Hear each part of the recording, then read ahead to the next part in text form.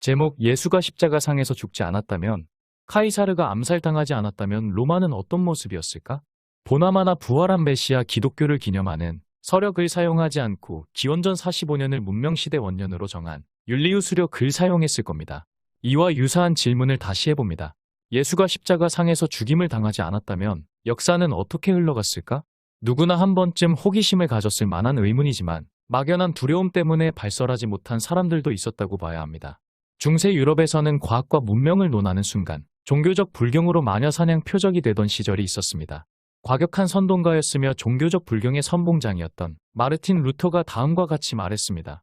믿음으로 모든 이성과 의문을 발밑에 두고 깔아뭉개야 한다. 성경의 내용이 의심되거나 다소 앞뒤가 맞지 않더라도 부정하지 말고 무조건 믿어야 한다는 말도 했습니다. 이때 우신에 찬 의로 가톨릭교회에 대한 인문주의적 풍자로 유명한 에러스미스는 다음과 같이 말했습니다. 나를 가슴 아프게 하는 것은 귀하에 오만하고 무례하고 반골적인 본성으로 인해 온 세상이 무장을 하고 있다는 사실입니다. 귀하는 폭풍이 잠잠해지는 것을 저지하는 게 가장 큰 목적이라도 되는 듯이 모든 것을 뒤죽박죽으로 만들고 있습니다. 에러스미스 말 맞다나 루터와 같은 양심불량 지식인들이 모든 것을 뒤죽박죽 만들어 놓았습니다. 인간의 두뇌는 모호함과 불확실성을 싫어합니다. 분명하고 예측 가능한 것을 좋아합니다. 인간은 사회적 동물로서 이성을 본질로 하는 존재입니다. 그러기 때문에 루터와 같은 거짓 교사를 배척하고 경계해야 합니다. 거짓말은 왜 나쁜가? 인간 두뇌의 창의적 메커니즘을 무력화시킵니다. 조잡한 가르침과 거짓에 만족하면 이성이 깃들 나이에 이르렀을 때 보다 나은 가르침을 경멸합니다. 무고한 예수가 십자가상에서 사망하니까 양심불량 지식인이었던 니고데모와 아리마대 요셉은 매장할 것처럼 총독을 속이고 예수 시신을 동굴 무덤에 방치했습니다. 이것은 총독과 예수를 한꺼번에 노린 비열한 정치적 음모였습니다. 겨자씨 비유를 통해서 자아발견과 정신력 무한 신뢰를 말한 예수를 볼 때마다 랍비들은 선엄적 열등의식에 빠지곤 했습니다. 그래서 예수 시신을 동굴 무덤에 방치해서 부활한 메시아 허망지설 중심에 들게 했습니다. 그 후 바울을 비롯하여 양심불량 지식인들이 경쟁적으로 변질시킨 예수 왜곡의 역사가 만들어졌습니다. 그렇게 되니까 과학문명과 동반성장해야 할 정신문화는 족쇄의 발목이 물린 처지가 되면서 한 발짝도 앞으로 나아갈 수 없게 되고 말았습니다. 그러기 때문에 신약성경 66권에 대한 집착을 버려야 합니다. 현대인의 머릿속에 박제된 부활한 메시아 예수 이미지를 말끔히 지워버려야 합니다. 그러기 위해서는 역사적 예수 탐구가 지속되어야 합니다. 카이사르 암살은 개인의 생사 문제로 끝나지 않았습니다. 재발의 여지가 있는 악성 종양 덩어리였습니다. 반문명적 반인륜적 범죄가 급증할 것이라는 불행의 전조였고 무고한 예수 십자가 처형을 비롯하여 중세유럽의 마녀사냥으로 이어졌습니다.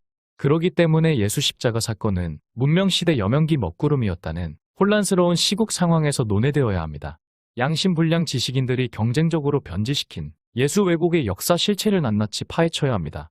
예수가 십자가 상에서 죽임을 당하지 않았다면 어떤 모습이었을까? 아마도 천수를 누리면서 글을 썼을 겁니다. 제임스 A. 마차노의 작가는 왜 쓰는가에 아흔이 되어가는 작가에게 들려주는 시가 있습니다. 그것을 읽으면서 예수 이미지가 떠올랐습니다. 주제의 작가는 왜 쓰는가? 제임스 A. 미치너, 부재 아흔이 되어가는 작가에게 들려주는 산상수 문명 이야기. 우리는 새벽녘이나 황혼녘에 예수가 지나가는 것을 보았다. 우리의 하루 일과가 끝날 즈음 예수는 터벅터벅 걸어가며 우리에게 인사를 해왔다. 예수는 다람쥐가 먹이를 구하러 오는 정원을 빠져나와 가로수가 나란히 심어져 있는 길을 걸어갔다. 그리고 예수가 우리들 주위의 작은 언덕을 올라갈 때면 개들이 외로운 환성으로 맞이하곤 했다.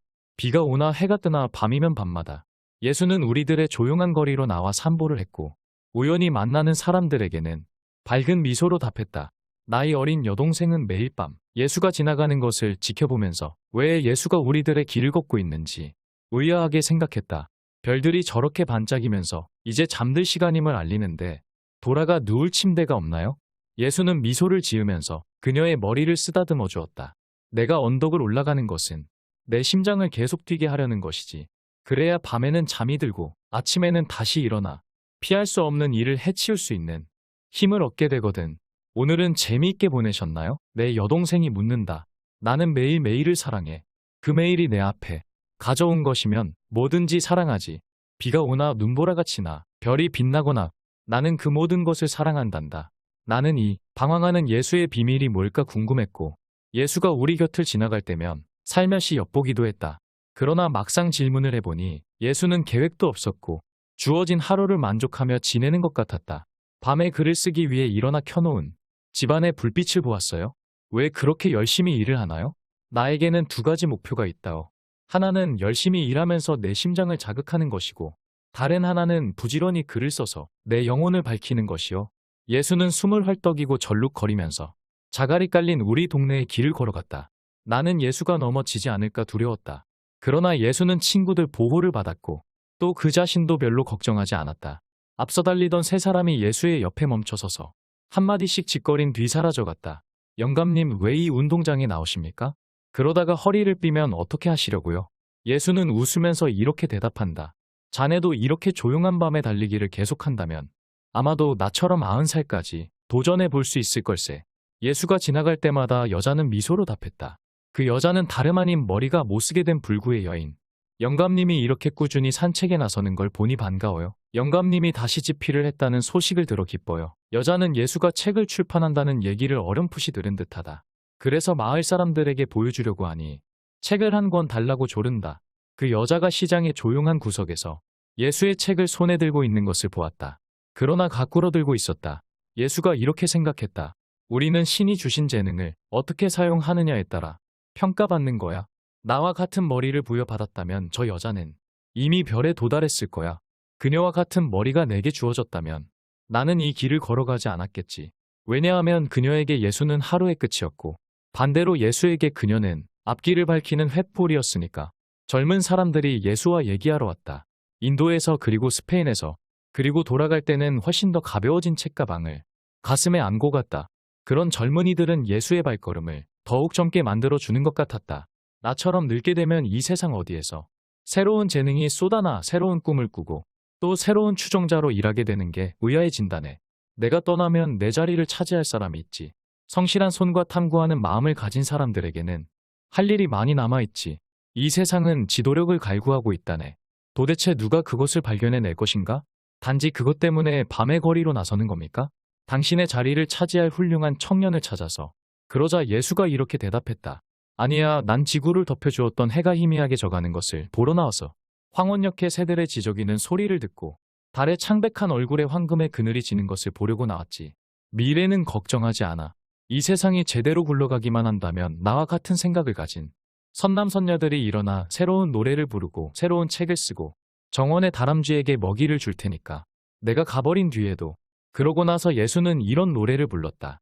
오 지구여, 나는 얼마나 행운 아인가.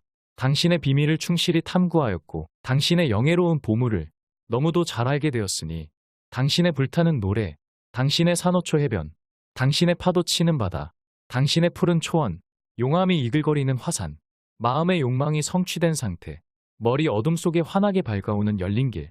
내 젊었을 때 그 길을 여행할 힘이 있었고 이제 나이 들어 젊음이 사인 다음에는 반추할 추억이 있나니 그리하여 예수는 매일 밤 쉼없이 자갈길을 걸어가노라. 꾸준히 탐구하는 자는 언젠가 광명을 발견할 날이 있으므로